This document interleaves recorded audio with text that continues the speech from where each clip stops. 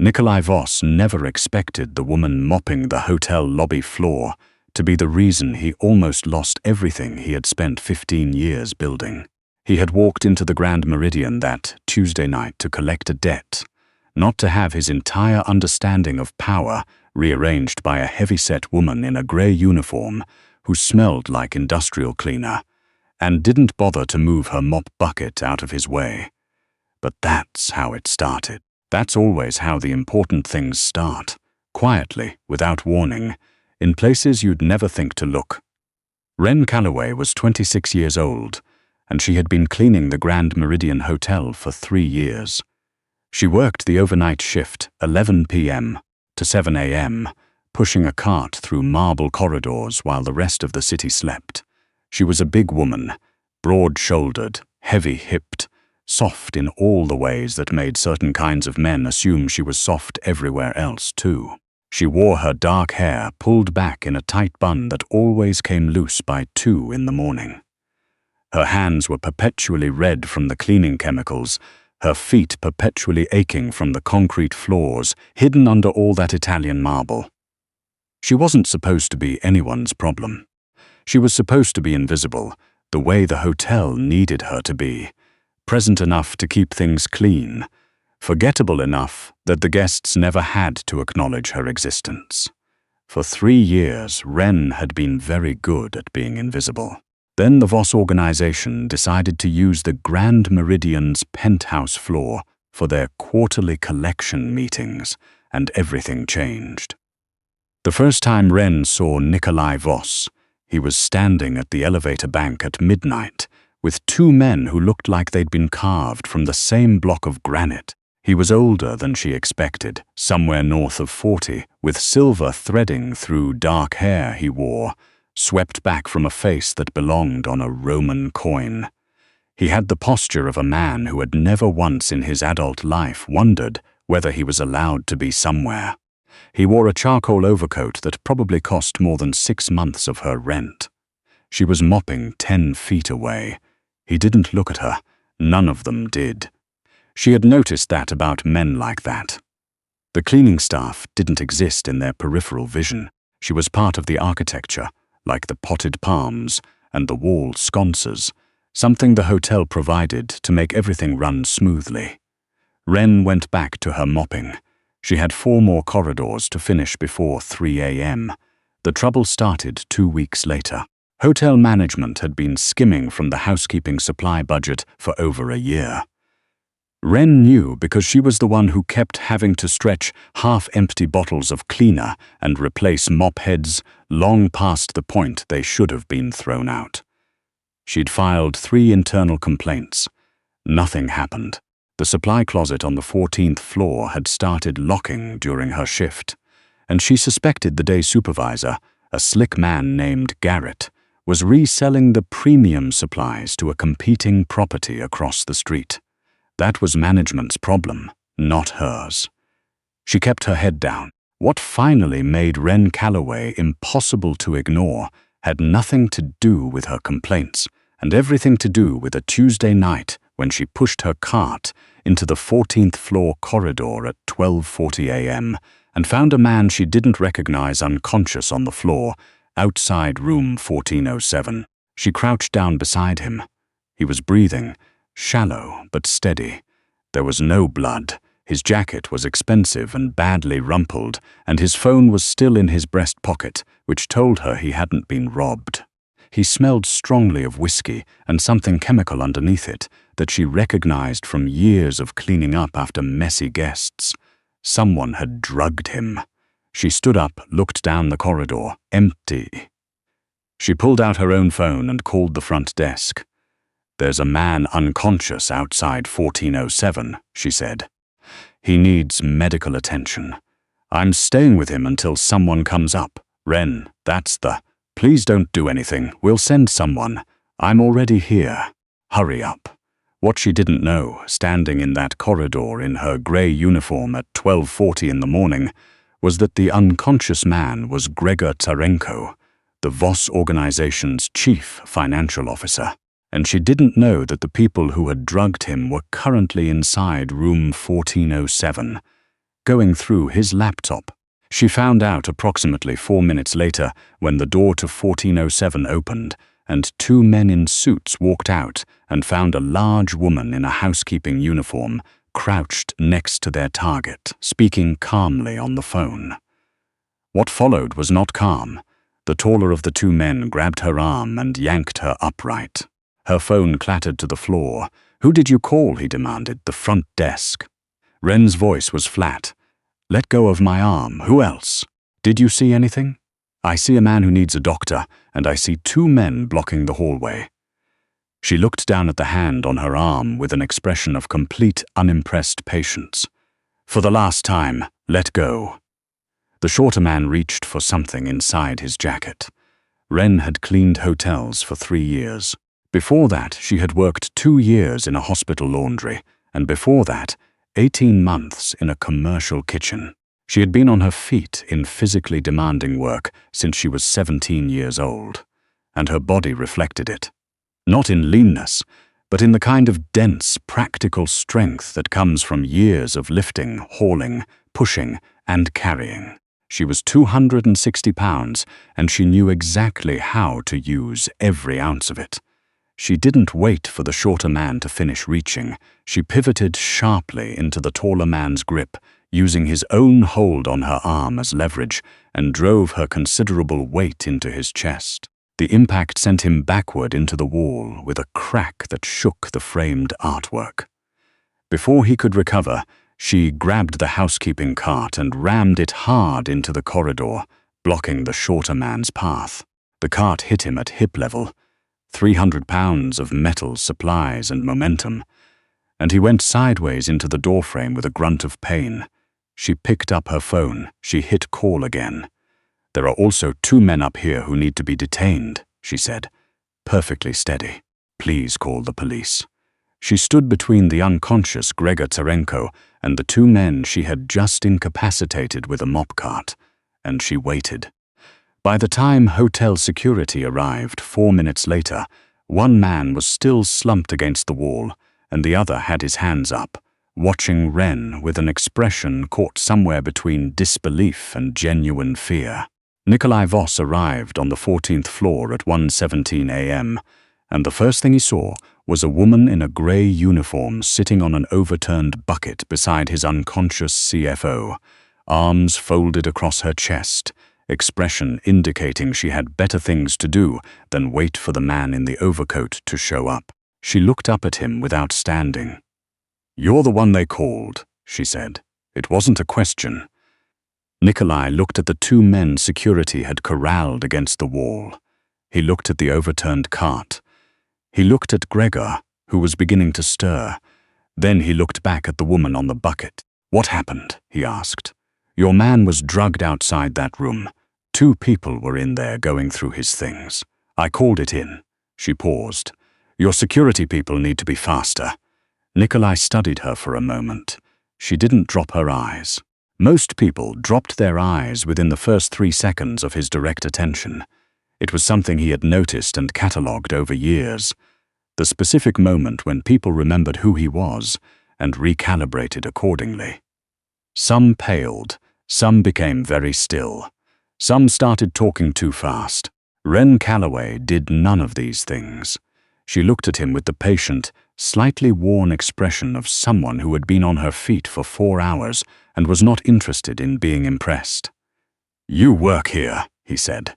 "Housekeeping. Overnight shift." She stood up slowly, her joints making the quiet protests of someone at the end of a long night. "You're welcome, by the way." She picked up her mop handle, repositioned the cart, and began to move it down the corridor. "Wait," Nikolai said. She stopped, but she didn't turn around immediately. When she did, it was with the deliberate unhurriedness of someone who was accustomed to people saying "wait" to her, and had made a private decision about how much weight that word would carry coming from strangers. "What's your name?" "Calloway," she said. "Wren Calloway. I'd like to speak with you. You are speaking with me." A sound moved through the 2 men flanking Nikolai, not quite a laugh, quickly suppressed. "Privately," Nikolai said. "Tomorrow.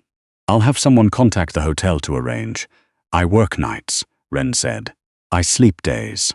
If you want to talk to me, you can talk to me now, or you can wait until Thursday when I'm off. She looked at him steadily. I don't rearrange my schedule for strangers. Nikolai Voss, who had not rearranged his own schedule for anyone in approximately a decade, looked at this woman in her grey uniform and said, Thursday. She nodded once and went back to her mopping. The meeting Thursday happened at a diner 3 blocks from her apartment building, because that was where Wren suggested, and she did not offer alternatives. Nikolai arrived with one man, which she suspected was a significant concession on his part. She arrived alone in jeans and a heavy flannel shirt, her dark hair down for once. She was already in the booth when he walked in, and she had already ordered coffee. He sat across from her. His man took a table by the door. Gregor is recovering, Nikolai said, by way of opening. Good, Wren said. The 2 men in the room were hired by a competitor. They were attempting to photograph the financial records on his laptop. He paused. You understand what I'm telling you. I understand that your organization uses the 14th floor of the Grand Meridian for meetings that aren't hotel business, Wren said. I cleaned that floor 3 nights a week for 2 years before I figured it out. I'm not an idiot. No, Nikolai said quietly. You are clearly not. So, what do you want? I want to know what you intend to do with what you know. Wren wrapped both hands around her coffee mug. Nothing, she said. I don't have any interest in your business, Mr. Voss. I called the police because there was an unconscious man in the hallway and 2 criminals in the room. That's it. I wasn't trying to get involved in whatever you have going on, and yet you are involved, against my will. She met his eyes. Which is actually your organization's fault, not mine. If you want me to go back to being someone who mops floors and never thinks about the 14th floor again, that's fine with me. I'd prefer it. Nikolai looked at her for a long moment. Outside the diner windows, the morning traffic moved in slow, honking streams. The waitress refilled their coffee without being asked. The men who were in that room, Nikolai said finally, were not the first. This is the 3rd incident in 2 months. Someone is feeding information about our schedule at the Meridian to an outside party. The breach is internal, either hotel staff or someone in my own organization. Wren said nothing. You're on that floor 3 nights a week, he continued. You notice things. You said yourself you figured out our arrangements without being told. He paused. The silence that followed was the kind that required some maintenance. To spy on your own people, Wren said. To observe. Report irregularities. You already do that. You filed complaints about the supply budget discrepancies for a year before anyone listened. She stilled. You looked into me. I look into everyone who has access to that floor. Then you know I make $17 an hour and I take the bus because I can't afford to fix my car, and I send $300 a month to my mother in Akron. She set down her mug. So you know that when you offer me money to do this, I'll be tempted. And you're using that. Nikolai did not look away. Yes, he said simply. It was, Wren thought, the most honest thing anyone in a very expensive coat had ever said to her. I want the supply theft investigated and Garrett fired, she said. Not by me, by management. Properly. I want my mother's medical debt cleared. She has a payment plan with a collection agency. I want it gone. A pause. Amount? $19,000. Done. And I want it in writing that if anything happens, if I get fired, if I get hurt, if someone figures out what I'm doing, your organization is responsible for making it right. She looked at him, not a verbal promise, something with weight. Nikolai studied her across the Formica table. You understand that documents between us create exposure on both sides. I understand that you're asking me to walk into a situation that could get me hurt, and you're the only person with the ability to actually protect me from it. She tilted her head slightly. Do you want someone watching that floor or not? Something shifted in Nikolai Voss's face. It was subtle.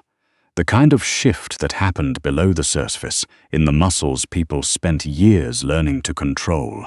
He had walked into this diner expecting to assess a hotel cleaning woman who had stumbled into a situation beyond her and needed to be quietly managed. He was leaving with the unsettling realization that Wren Calloway had already assessed him, had already identified the shape of his leverage and her own, and had negotiated from that position with a clarity most of his lieutenants couldn't match. "I'll have my attorney draw something up," he said. "Good." She pushed back from the booth. "I start back Thursday night." She left him with the check. 6 weeks was how long it took. Wren kept working her overnight shifts, kept pushing her cart through the marble corridors, kept being invisible in all the ways the hotel required. She noticed things. She had always noticed things. That was the occupational hazard of work that required you to be present, but unacknowledged, to move through spaces as if you weren't there. People said things in front of cleaning staff that they would never say in front of peers. The day supervisor, Garrett, was fired at the end of week 2. She came in for her shift that Thursday and found a new woman at the supply desk who gave her a full, properly stocked cart without comment. Wren filed it away and said nothing. The information she gathered was small and specific. A new bellman named Curtis, who always seemed to be on the 14th floor during the windows. Wren's housekeeping shouldn't have required him there. A particular phone he used, not his work phone. A secondary one he kept in his left breast pocket. The way he would slow down near the elevator bank on nights when the Voss organization had meetings scheduled. She passed the information to a contact Nikolai had arranged, a quiet woman named Adela who called herself a scheduling coordinator and didn't elaborate further. The exchange happened on week 6. Wren came in for her Thursday shift to find the 14th floor corridor unusually busy. 2 men she didn't recognize standing near the elevator, Adela already there. She kept her head down and her cart moving. She was refilling the linen closet when she heard it. A door opening hard, voices raised, the sharp scuffle of a physical confrontation. She stepped out into the corridor in time to see Curtis pinned to the wall by one of Nikolai's men, his secondary phone in a gloved hand, his face a map of caught and panicking. She also saw in the same moment that one of the men near the elevator had recognized her and was moving toward her with the specific posture of someone who had been given instructions about loose ends. Wren didn't run. She had never been built for running. She grabbed the heavy industrial mop handle from her cart, solid fiberglass, 5 feet long, and held it at her side and said, very clearly, "I wouldn't." The man stopped. "You work for Voss," Wren said. "So do I. And if you put your hands on me, that's going to be a conversation your boss has with you, not me." She looked at him steadily. "Is that how you want this to go?"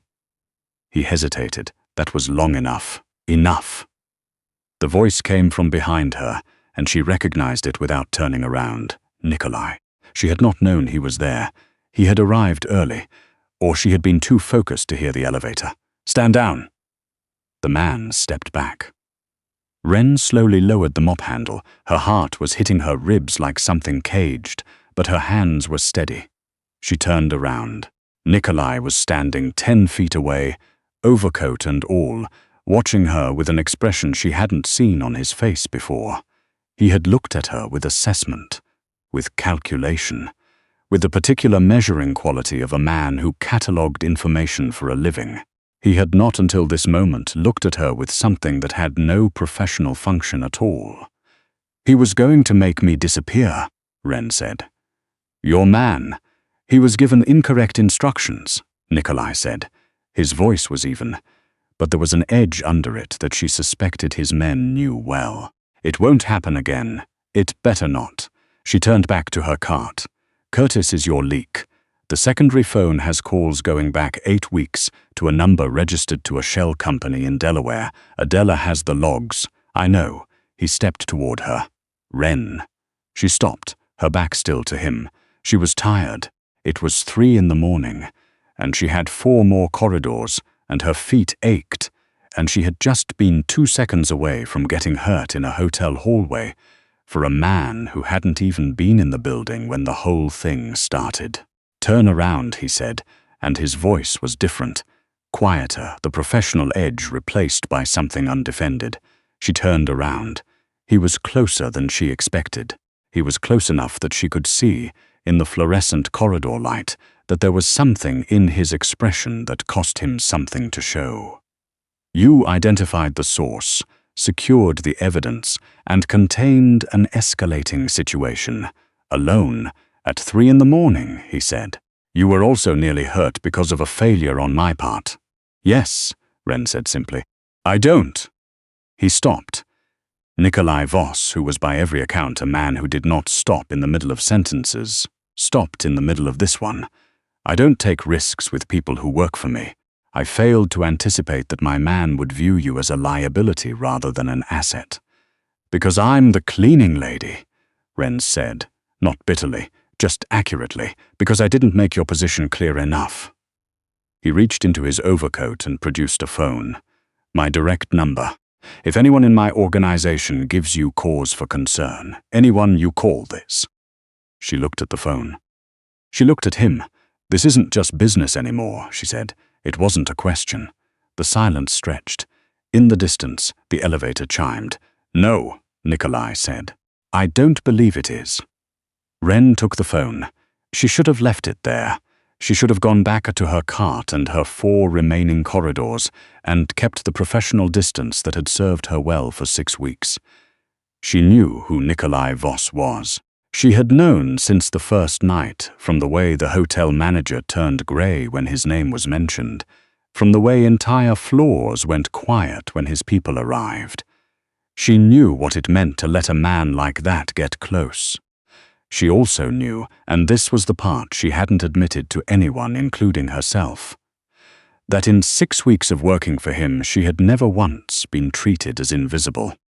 He had looked at her across Formica tables and 14th floor corridors with the full weight of his attention, the kind of attention that saw the edges of things most people missed. He had taken every term she set, honored everyone, and when his own man had moved against her, his voice had gone cold in a way that was specifically, unmistakably protective. She was still holding the mop handle. She leaned it back against the cart. "I have 4 more corridors," she said. "I know." He didn't move. "You could help," Wren said, and something small and dangerous moved across her face.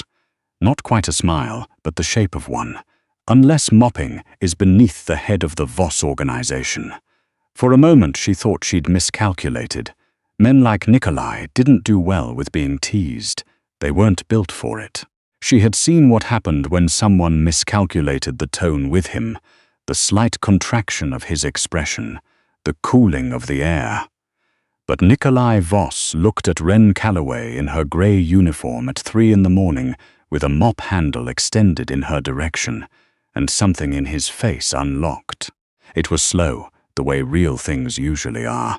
The corner of his mouth, then the line of his jaw, then his eyes, which were, she noted with some surprise, a very dark green that she hadn't been close enough to see before. The change moved through him like weather, moving through a landscape. "I'd be no good at it," he said. "I believe that," Wren agreed, and pulled the mop handle back. "Go away then. I'll finish up." She turned back to her cart and started pushing. She heard him behind her, not leaving, following at a distance of about 3 feet, hands in his overcoat pockets, saying nothing. His shoes were completely wrong for mopping proximity, and he did nothing useful whatsoever, but he stayed the entire length of the last corridor while she worked, and when she finished and turned around, he was still there, leaning against the wall with his arms crossed, watching her. "You don't have to do that," she said. "I'm aware," he said. "It's not necessary to babysit me." "I'm not babysitting you." He looked at her steadily. "I'm choosing to be here. There's a distinction." Wren considered that. She was too tired for anything elaborate, for the complicated emotional geometry of figuring out what a man like Nikolai Voss meant when he said he was choosing to be somewhere. She was 26 years old, and she worked nights, and she was good at her job. And she had spent her entire adult life being practical about things that other people got sentimental about. But she was also standing in a marble corridor at 4 in the morning next to a man who had just watched her hold off his own security with a mop handle, who had called it a failure on his part and meant it, who had followed her down a hallway for no reason he'd been willing to justify with logic. She looked at him. "I'm going home at 7, she said. "And I'm sleeping until 2, and then I'm going to the grocery store because I'm out of coffee, and I've been putting it off for 3 days. Nikolai waited. "If you want to have a conversation that isn't about your organization's internal security," Wren continued, "you know where the diner is." She pushed her cart toward the service elevator and pressed the button. "Saturday," Nikolai said behind her. 2 o'clock, she said, without turning around. The elevator opened. She pushed the cart in. "Wren," he said. She looked back over her shoulder. "Thank you," he said, "for Gregor, for all of it." Not as a professional courtesy. His jaw tightened slightly, the way it did when he was choosing words with more care than usual. Personally. Wren Calloway looked at the head of the Voss organized crime family, standing in a hotel corridor at 4 in the morning, in a coat that cost more than her car, saying thank you like it was the first time he'd meant it in a very long time. "You're welcome," she said. Personally. The elevator doors closed between them. She leaned back against the cold steel wall of the service elevator and let out a long, slow breath. The motor hummed. The floors ticked past. She was still holding the mop handle. She started laughing, quietly, to herself, the slightly disbelieving laugh of someone who has just realized that the shape of their life has changed and isn't entirely certain when it happened. Somewhere between the 14th floor corridor and a formica table in a diner and 400 feet of marble hallway, something had shifted, quietly and without warning, in the specific way that the important things always do. She was not invisible anymore. She wasn't sure she ever had been to him. The elevator reached the basement. She pushed the cart out into the bright fluorescent hum of the service area, signed off on her hours, and went home. Saturday she arrived at the diner at 1:58. Nikolai was already there in the same booth, with the same man at the same table by the door. No overcoat this time. He looked, for the first time since she'd known him, like someone who might be capable of having a conversation that had nothing to do with leverage. She sat down across from him. The waitress brought coffee without being asked. Wren wrapped both hands around the mug. "So," she said. "So," Nikolai said. Outside, the city moved in its Saturday way. Slower, softer, the traffic thinner and less purposeful. Somewhere down the block, someone was selling flowers from a corner stand, and the colors were very bright against the gray of the sidewalk. Wren looked at the man across from her, at the lines in his face that spoke to years of decisions made in rooms without windows, at the way he sat like he was always slightly braced for something, at the dark green eyes that had, in a fluorescent hotel corridor at 4 in the morning, looked at her like she was the only solid thing in the room. She thought about visibility. She thought about what it meant to spend years perfecting the skill of being unnoticed, and what it cost to stop. She thought about the look on his face when his own man had moved toward her, and the specific temperature of his voice when he said enough. "You should know," Wren said, "that I'm not easily managed." "I know," Nikolai said. Something close to warmth moved through his expression. Careful, unannounced, like the first cold light through a window that's been shuttered a long time. "That's the only reason I'm here." She nodded once, slowly, picked up her coffee, looked out at the flower stand and the gray sidewalk and the ordinary Saturday moving past the glass. Neither of them said anything for a while, and neither of them needed to.